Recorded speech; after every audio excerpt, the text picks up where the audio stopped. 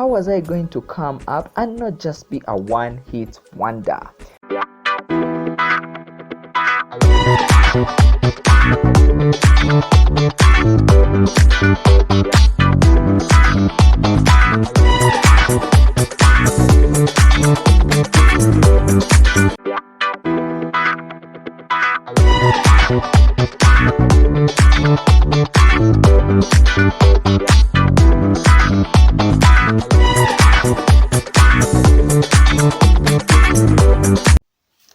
Hey yo, welcome to part 2 of Redefining this Channel series.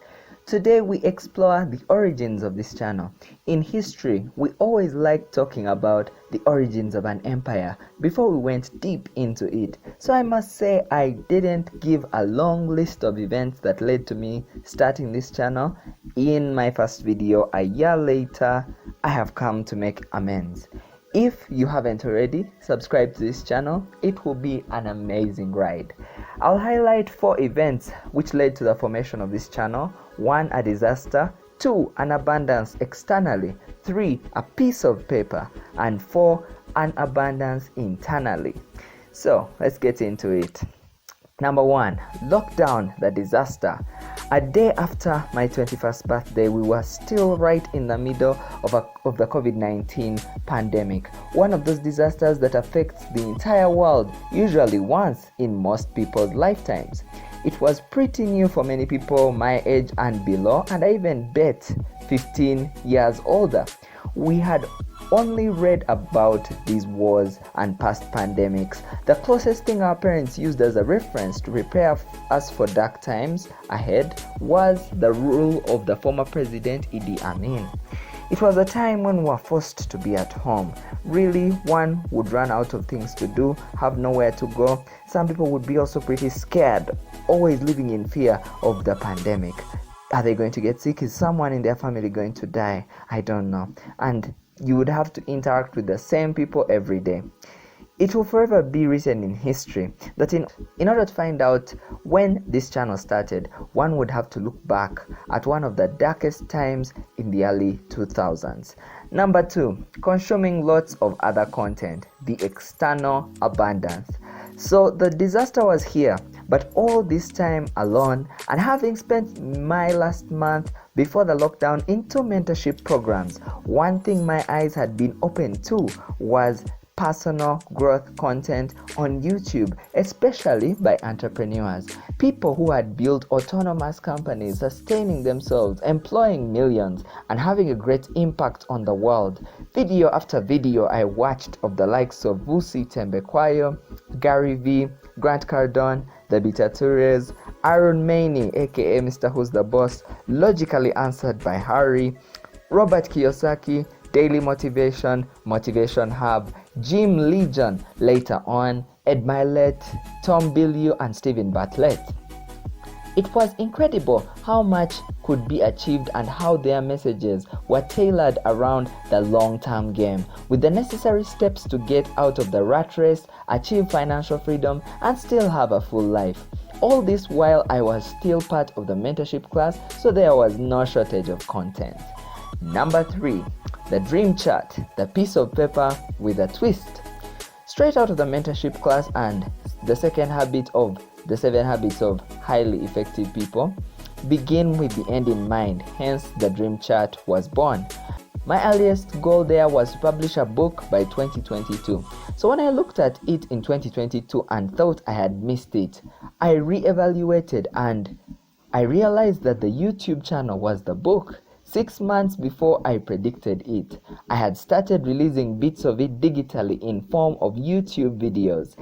The revelation was pretty scary. It showed me that when you give a direction on where you want your energies to go with a deadline, you might not hit the deadline, but you will find yourself unconsciously doing things in line with the vision you have set.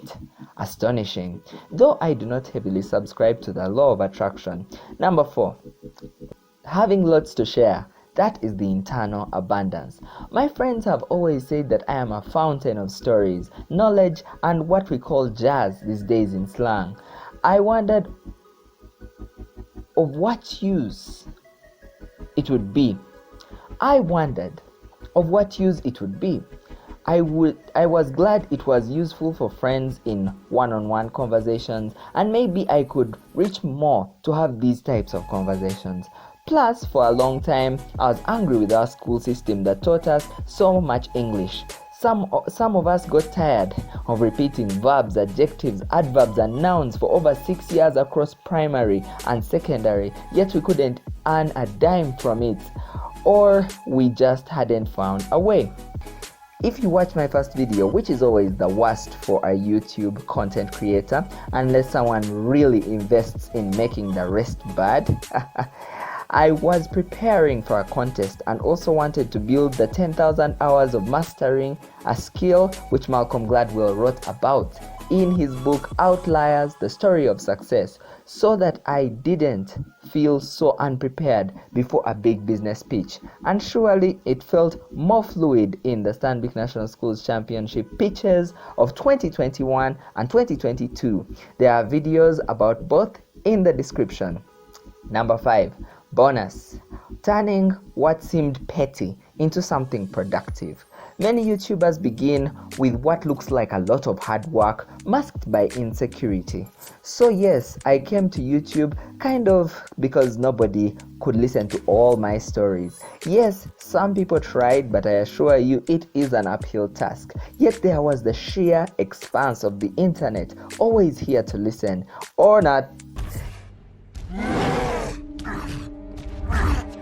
There was boredom, really, nothing to do. So why not try out this YouTube thing? Somehow just starting this and figuring out along the way would work. But also, how was I going to come up and not just be a one-hit wonder? The potential to earn millions always lures people in. You see, Mr. Who's the Boss reported to earn $200,000 a year. Graham Stephan earning $6 million a year in 2021. Then Ryan Kaji, the toy master, a child, and Mr. Beast making the highest amounts from $20 to $55 million. So you think, is it only non-Africans? Then you see the Emanuelas, Vusi, and here in Uganda, and Kansime. As I go about it, I see it takes time, probably a minimum of 5 to 7 years to make a killing on YouTube, and yet still 17% alone get monetized, according to Gillian Perkins' research. So was I willing to put so much in, take on growth pains, and still probably not earn a dime? Maybe, but how else was I gonna find out? I had some content, what my channel was about, and 5 initial videos in mind. That's when they say I shoot the shot and I'm coming in hot. What matters most is what value can I give as an enthusiast as opposed to being an expert or faking expertise, one I got from the Gary V audio experience. So a recap of the origins of this channel starting out. What led to its start? Number 1, the disaster of the COVID-19 pandemic and the lockdown. 2, the abundant content I consumed from major entrepreneurs on growth. 3, the dream chart, an incredible piece of paper. 4, having a lot to share with the world. And 5, petty needs of wanting to talk to someone turned to plans of earning big by giving value. As we come to the end, many of us youth feel it's too late, or we would be further if we had started earlier. Well, if you start now, yourself 10 years older, 10 years later, will give the testimony of whether it worked or it didn't, and you needed to move to the next best thing. That is the origin of starting out this YouTube channel. Now that we have redefined it, we can go full steam ahead with purpose and impact. Glad to have you on this journey with me. Subscribe to this channel, share with us some comments on what you think about the origins of this channel.